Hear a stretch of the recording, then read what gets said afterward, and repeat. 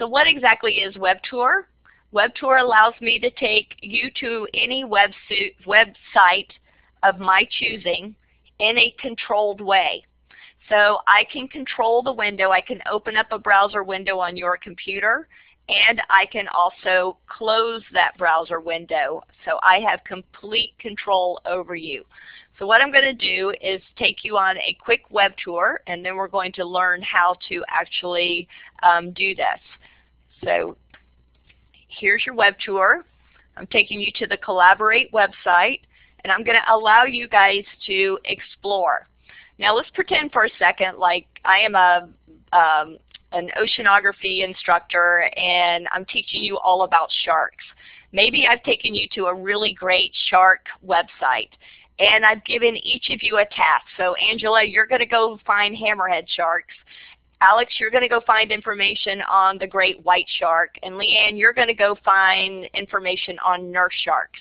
So I don't know if you've ever heard of a flipped classroom, but this would be a great use case scenario for that. I could send you all out to go collect information so that you're not having to just hear me lecture all the time. So I could send you out, let you go find the information, and then bring it back and share it. While you're doing that, I could actually set the timer, okay, and I could say something like discussion begins, and I could set it for 10 minutes so that you could pace yourself. Notice up at the top of the screen it says discussion begins, so that you're on a web tour. You know when to wrap up collecting your data. You know that when that timer goes off, it will be time for you to come back and share what you found. Okay? Now the neat thing about a web tour is that you have complete freedom to explore this website. So all of you can go look at wherever you want to go. So Alex, you may be looking at services, Leanne may be looking at support, Gordon is off looking at products, Simone is looking at extensions, Rhiannon, you're playing that video there. Whatever you want to do, you can do. Okay?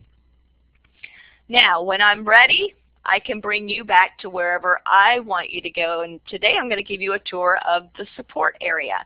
So when I click support, in fact, wherever I click, you are going to come with me.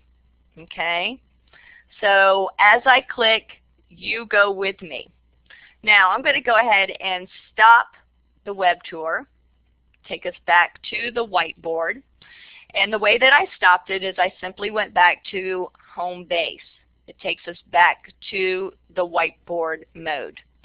The reason why you could explore is because I wasn't clicking. If I have follow me selected, that means I have complete control of you. Wherever I click, you're going to come back to me. Now if I wanted to click and allow you to click without me influencing where you're going, I could deselect follow me. You would have the freedom to go through that website, and so would I. We would not interfere with each other. But then when I'm ready, I can just click on follow me, click somewhere on a website, and bring you all back. Okay? So you can see how this would be a valuable activity for your students to do. Let them be active learners instead of just showing up to class and listening to you lecture. Now what the student sees, let's go take a look at what the student sees, and then I will come back to the moderator view. The only thing that they can see the modes, they can see that I'm web touring, they can see the website that I've taken them to, but this is not activated for them. They do have forward and back buttons so that if there was an internal link that took them away from that site, they could easily get back. Okay? Now what a moderator has is the ability to change the web address without having to re-web tour. And I also have the ability to publish the URL in chat. So I would just click here, select publish URL in chat, and it would automatically give folks the website in the chat area. I do have one more option. You guys are very familiar with me sending out my surveys at the end of class, and you're probably wondering, how did she do that? You can actually send out a survey and open a website on somebody's computer that is not a part of this platform. In other words, it will open up a web address outside of this platform so that if your students do leave the virtual classroom, that website will remain open. Now, let me open up. Give me just one second. There's another little use case that I want to show you. I'm going to kind of target it towards younger kids because I know I have some instructors here that teach younger kids. One second. I'm opening my interactive website list because there's something fun I want to show you. So if I wanted to, if I just taught my students place value, I could actually, hold on one second. Goodness, it was taking a while to open. Okay, let me try that again. So I could actually share a website with you, which I'm going to do. So you could actually use, you could use WebTour, and you can use WebTour to do this. So I could actually application share this website first, teach you how to play the game, but then I could web tour it with you guys, and you would be able to play this game independently. Again, this would give you practice. So go ahead and click the big red go button if you haven't already done it. You'll see all of the units on the boat. You would count them up. So that's 10, 20, 30, 40, 44. You would find the number 44. And then click the check button. So I could actually let students play this game. But if it was time for them to leave the session, but they still wanted to play that game, I could send this to them this way. I could open it up so that that website would remain open on their computer even though they've left my virtual room. So that is actually how I send out my surveys. So even though you leave my virtual room, my surveys are still open, and you can take the survey even though you've exited. So let's talk about that. How do I send something out to you that remains open even if you leave the session, like the survey that is coming your way? I'm going to first select Web Tour mode.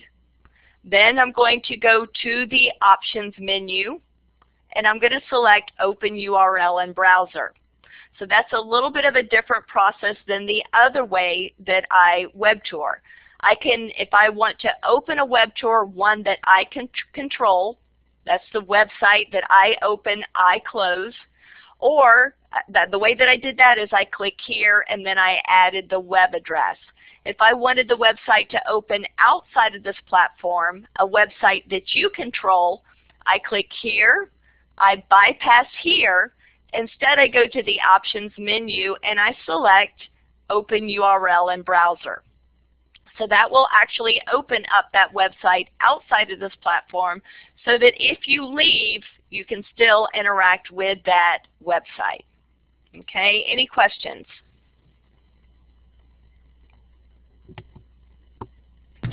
Susan here, Sherry. If you have a question. So just let me go review that first part. So that when you do a web tour, you sent us to that shark and the interactive one. As long as you're sending everybody to that site, they can interact with it independently, just because you've done the web push. That's right. So let me clarify. A web tour is a feature that will allow your students to independently explore the website, no matter how you open it. This will just open it two different ways. If you go here and here, it's going to open it within this environment, so that if I'm ready to close it on everybody's computer, I just go back to whiteboard mode. If, say for instance, Susan, you and I were meeting and it was time for me to go meet with Rhiannon, okay, it's her turn next, I could actually open this website on your computer. So I would go here, and open URL in Browser and send that website to you so that you can continue to play the game, but you would leave this platform so that I can meet with the next student. Okay. Now, both ways allows and say I had a whole group of students. So let's pretend like you're all my students, okay? I can open that little shark game. You all can independently play that game. So it's a little bit different than application sharing. Remember in application sharing when we were, in fact, let me just jump to this page because I think this will help you a little bit. When we were actually looking at the Excel spreadsheet, we were all seeing the same thing. So application sharing allows you to see the same thing. It's perfect for demonstrating. So that little shark game, I could have actually application shared it first and demonstrated how to play the game. Then I could web tour it so that you could all independently play it, because remember with application sharing it was a one at a time activity and you all had to wait your turn. Well, maybe I didn't want you to do that. Maybe I wanted to allow you to all play at the same time. The difference between the two tools is I'm not seeing you play the game. Okay, so web tour would be perfect for you to play that shark game as practice. Or just to review a website. Application sharing would be a better way for you to play that game if I was trying to assess your ability. So if I wanted to watch you play that game just to make sure I knew that you were understanding, I would application share it, because then I could watch you play the game. If I wanted you to be able to independently play the game along with all the other kids in the class, I would web tour it. Does that kind of help a little bit, Susan? Okay, smiley face from Susan. I think Rhiannon, you had your microphone on too. Did you have a question? It was more a technical question probably on my end. I can see the shark. I could see the shark numbers when you gave it to me on my own computer, but not when you gave it to me on the whiteboard. So did anybody else have that issue? I didn't do it both ways. Sorry. Oh, okay. So let me see. Hold on. Let me do it the other way. Okay. So but it's working now, so that's my survey. Thank you. Okay, that was my survey. Didn't mean to send that to you. You want to see the shark one? I can send you that one too. And maybe that's what showed up. Hold on. All right, let me try that again. There you go. There's the shark one. So this is the way that I did it where I can control it. So I can close it at any time. Okay. The other way that I would send it out, it would stay open until you close it. Make sense? Yep, all good. Okay, perfect. Okay, so application sharing, one at a time activity. You have to take turns, but it's great for demonstrating and it's great for everybody being together so that you can show them how to do things. So demonstrate the website before you send them off on a web tour so that everybody can actively participate. Students get to perform the task independently. Now, if you guys are a little bit more advanced and you've been in this platform before, let me just tell you something so cool about web tour. We're going to learn about breakout rooms next. So you could create 5 different breakout rooms, and you could go into each breakout room and start a web tour with a fun game activity like the sharks that I just showed you. So you could start a web tour in each one of the rooms and allow students to move from breakout room to breakout room playing whichever game that they wanted to play. So we used to play Freaky Friday. When I was a virtual instructor, I had what I called Freaky Friday, and I opened it up to my entire class of 60 students. They could come on Freaky Friday, and I would have different breakout rooms for them with a different web tour in each room. And they could go from room to room and play whatever game that they wanted to play. And each game was based on what we were studying that week. So just to kind of give you an idea, a moderator does not have to stay in the room when you create a web tour. Now, if you're brand new to this platform and you have no idea what I'm talking about, that's okay. We're going to talk about breakout rooms next. So I was just giving that little bit of information to some of the folks that are a little more advanced and maybe have used this platform before. Okay, so check that out. I thought that was so cool when I figured that out. All right, and then finally, the web tour is perfect to use for any web-based multimedia, such as a YouTube video. So I actually have my buddy Elvis here today. He's going to teach me, he's going to help me show you the difference. So first of all, we're going to use WebTour to look at this YouTube video. I want you to notice a couple of things. I want you to notice how fluid the picture is, and I want you to notice that you can hear it. Now I'm going to clear your polling tools. I want you to give me a green check mark when you can see it. And I'm modeling this for you. This is something you should be doing in your classroom. If you use WebTour to show a YouTube video, one of the instructions you should give students is give me a green check mark when it starts. Sometimes you may need to press play, and please do not click around within the website, because remember, if they start clicking around within the website, they may leave the video. So what I used to tell my students is sit on your hands, because I'm about to play a YouTube video and we're going to be discussing it after you watch it, and if you click around, you're going to leave the video. You will not be able to watch it. So I would tell them to sit on their hands. I'm about to open up a YouTube video. I would ask them to give me a green check mark, because sometimes students may have a firewall that prohibits them from seeing a YouTube video. So that would give me a sense of who was able to see it and who wasn't. Okay, so those are a couple of tips that I wanted to share with you when you use WebTour for a YouTube video. So sit back and watch the show. Don't forget to press play if you need to, if it doesn't play automatically.